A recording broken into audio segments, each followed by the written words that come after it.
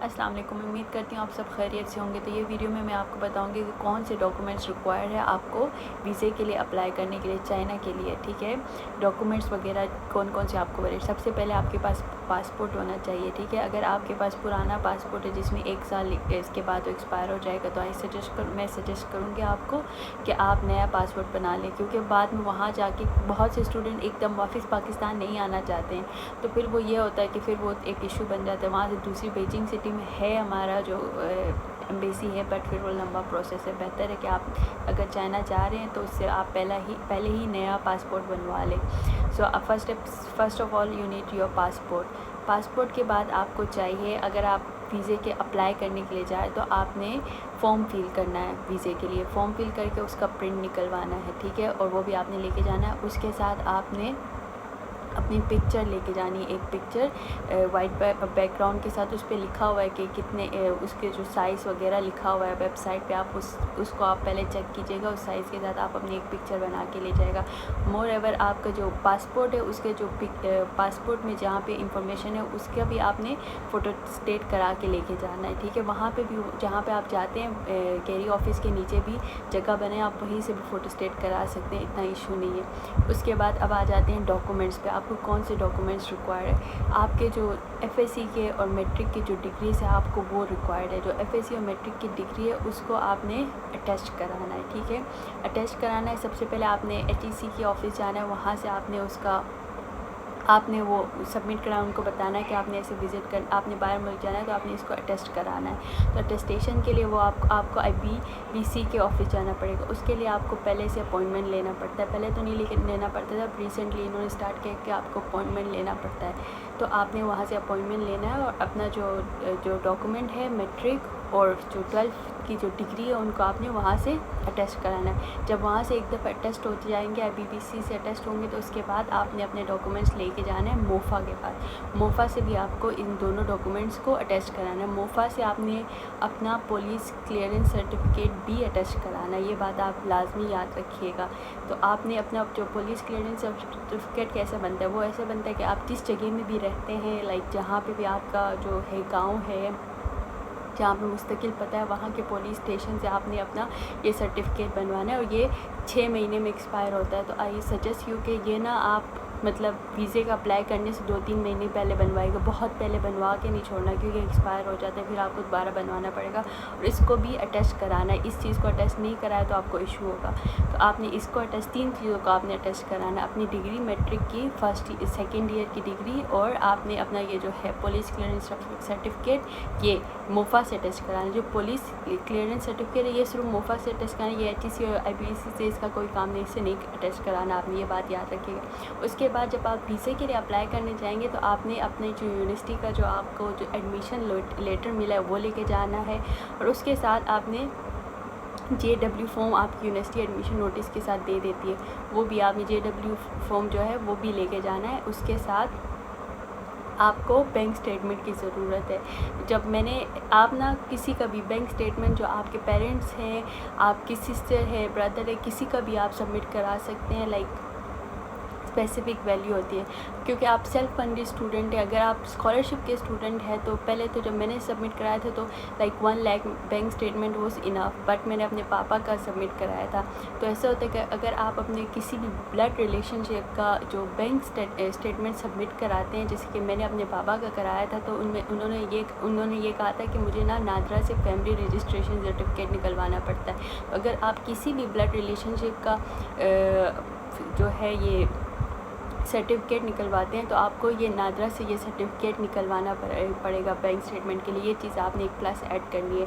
अगर let's suppose आपके अपने अकाउंट में इतने ज़्यादा पैसे हैं लाइक बैंक स्टेटमेंट के लिए, तो आपको इस सर्टिफिकेट की ज़रूरत नहीं है। उसके बाद अगर आपके स्कॉलरशिप के स्टूडेंट हैं तो मैंने रिसेंटली सुना है कि आपको इवन बैंक स्टेटमेंट की भी ज़रूरत नहीं। लेकिन लेट्स सपोज़ आप सेल्फ फंडेड स्टूडेंट हैं तो आपको एक ह्यूज अमाउंट उसमें शो करना है। लेट्स सपोज़ अगर आपके पास इतने पैसे नहीं है कि आप नहीं शो करा सकते हैं, तो आप ऐसे भी कर सकते हैं कि आप अपने लाइक किसी से भी आप ले के आप स्टेटमेंट निकलवा के आप उस पैसों को वापस भी भेज सकते हैं। एक ये चीज़ भी आप कर सकते हैं। उसके अलावा जो है बैंक स्टेटमेंट हो गया, और आपने ना ऐसे करना है कि लाइक इन सब को फ़ोटो स्टेट करना है. अगर आप लेट्स सपोज़ अपने पापा का बैंक स्टेटमेंट या सिस्टर का या किसी का भी जिसका भी बैंक स्टेटमेंट आप लेके जा रहे हैं उनका भी आपको फ़ोटो स्टेट कराना है नेशनल आईडी कार्ड का, ठीक है. और आप अपने नेशनल आईडी कार्ड का भी फ़ोटो स्टेट करा के ये सब चीज़ें आप लेके जाए. एट द एंड में आपको सारा राइट एक दफ़ा लिख के भी आप साथ में ऐड कर दूँगी ताकि आपको ईजी हो जाएगा.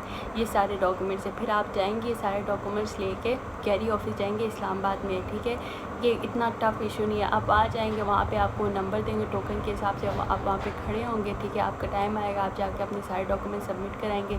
लेट्स सपोज़ अगर आपके डॉक्यूमेंट में कुछ चीज़ मिसिंग है तो वहाँ पे जो बंदे बैठे हुए हैं जो वहाँ पे कैशियर सॉरी नहीं जो वहाँ पे काम करते हैं वो बैठे हुए हैं, वो आपको बता देंगे कि कौन से आपके डॉक्यूमेंट्स जो हैं वो नहीं हैं, वो आपको बता देंगे. तो आप उनको पूरा कीजिएगा, परेशान होने की ज़रूरत नहीं. आपको नेक्स्ट डे जाके या उसी दिन अगर आपके पास वक्त है तो आप जाके दोबारा उन डॉक्यूमेंट्स को पूरा कर सकते हो. उसके बाद फिर वो आपका वक्त आएगा, आपसे इंटरव्यू लेंगे. जो इंटरव्यू होता है बहुत मुश्किल नहीं होता, इट्स सो बेसिक. लाइक वो आपसे लेट्स सपोज़ अगर आप स्कॉलरशिप के स्टूडेंट है तो आपको ये बेसिक चीज़ें आनी चाहिए कि वो आपको अपनी यूनिवर्सिटी का पता होना चाहिए, ठीक है. आप किस साल से किस साल तक अपना लाइक आपका लैंग्वेज ही है जो लेट्स सपोज़ आप लैंग्वेज पे पढ़ना चाह रहे हैं जो आपका अगर लैंग्वेज जो है जो डिग्री है वो 4 साल की है तो आपको पता होना चाहिए कि किस साल से किस साल तक है. ये चीज़ आपको बेसिक चीज़ आपको पता होनी चाहिए. इंटरव्यू में वो जस्ट ये पूछेंगे. वो अगर आप स्कॉलरशिप पे तो आपकी स्कॉलरशिप के बारे में पूछ सकते हो, कहेंगे क्यों जा रहे हैं, किस डिग्री के लिए जा रहे हैं. बहुत बेसिक चीज़ें ये आप सबको ही पता होंगी. तो इंटरव्यू के लिए आप परेशान मत होइएगा.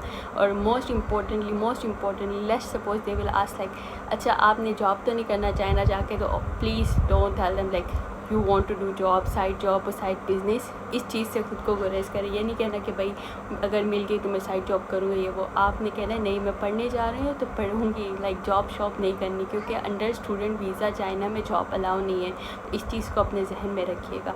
उसके बाद जो सारा ये प्रोसेस होने के बाद इंटरव्यू हो जाएगा, उसके बाद आप वापस अपने घर जाएंगे, वेट करेंगे हफ़्ता लाइक ऑलमोस्ट 7 से 10 दिन के अंदर आपको कॉल आ जाती है और 10 दिन में आपको आपका वीज़ा मिल जाता है इंशाल्लाह. अगर कोई मसला ना हो तो 10 दिन में आपका वीज़ा मिलता है. जो वीज़े की जो फ़ीस है, एप्लीकेशन फ़ीस है, वो है पहले जब मैंने करा था तब 11,000 थी, 11,000. अब मैंने सुना रिसेंटली वो है 13,000. सो 13,000 आपके वीज़े की फ़ीस होगी, आप वो लेके जाएगा. और बस ये इतना है. जल्दी अगर ये सारे अच्छा तो मोस्ट इम्पोर्टेंटली जब आप मोफा जाते हैं IBBC जाते हैं तो इन चीज़ों के लिए एक चीज़ ध्यान रखें, जितने जल्दी आप सुबह जाएंगे इतनी जल्दी आपका काम होगा. स्पेशली जब आप मोफा पे जाते हैं आपको वो कराते हैं तो उसमें आपको बहुत वक्त लग जाता है. तो उसके लिए मैं आपको सजेस्ट करूँगा आप सुबह जल्दी जाएँ. अपने जितना जल्दी जाएंगे आपका काम इतना जल्दी होगा. वरना ऐसा होता है कि रात तक आपको वहाँ बैठना पड़ता है. 5 बजे तक ऑफिस बंद होता है तो तब तक आपको वहाँ बैठना पड़ेगा. फिर ऐसे भी हो सकता है कि उस दिन काम ना हो तो आपको नेक्स्ट डे दोबारा जाना पड़ेगा. तो आई विल सजेस्ट क्योंकि आप जितनी जल्दी जाएंगे आपके लिए इतना बेहतर होगा. और आज के लिए इतना ही काफ़ी है. और अगर लेट्स सपोज़ अगर आपको कोई मेरी बात समझ नहीं आती तो आप कमेंट कीजिए, कमेंट करें, मैं आपको आपके जो इश्यूज़ है वो हल कर दूँगी. लाइक देखें मैंने आपको सारा डिटेल पे एक्सप्लेन किया. एक चीज़ मैंने पूरी एक्सप्लेन की है तो मैं चाहती हूँ आप इस पूरी वीडियो को एंड तक देखें, ठीक है. बहुत से लोग वीडियो नहीं देखते हैं, सब कुछ नहीं देखते और डेट में कहते हैं कि अच्छा इसके बारे में क्या है, जो कि मैं ऑलरेडी वीडियो में मेंशन कर चुकी होती. वीडियो मैं आपके लिए आपके हेल्प के लिए कर रही हूँ. तो काइंडली इस पूरी वीडियो को देखें. उसके बाद कुछ अगर समझ नहीं आए तो मुझे मैसेज करें. अल्लाह हाफिज़.